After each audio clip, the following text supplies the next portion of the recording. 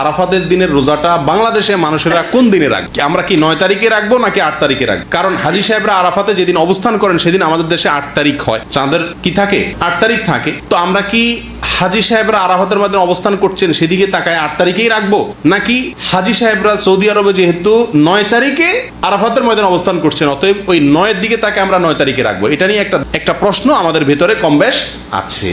কারণ নবী করিম সাল্লাল্লাহু আলাইহি ওয়াসাল্লাম যে আরাফাতের দিনে রোজা রাখতে বলেছেন, আসলে 9 তারিখকে, জিলহজের 9 তারিখকে আরাফাতের দিন বলা হয়। এখানে তারিখটা হলো উদ্দেশ্য, আরাফাতের দিন এটা হলো শুধুমাত্র নাম। জিলহজের 9 তারিখে ইয়মে আরাফা বলে, জিলহজের 8 তারিখে ইয়মুত তারবিয়া বলে। এগুলো হলো এই দিনগুলোর এক একটা নাম। যেহেতু নবী সাল্লাল্লাহু আলাইহি ওয়াসাল্লাম আরাফার দিন রোজা রাখতে বলছেন অতএব 9 তারিখে রাখবেন, এরকম একটা মত উলামা ইকরাম বলেন। এখন আমরা কোন দিকে যাব? 8 তারিখে রাখবো নাকি 9 তারিখে রাখবো? আমি বলি, যেহেতু কোনো মতের পক্ষেই সুস্পষ্ট কোনো হাদিস নাই, অতএব আমাদের জন্য সবচেয়ে যুক্তিসঙ্গত হলো দোনো দিন রাখা, 8 তারিখে এবং 9 তারিখে রাখা।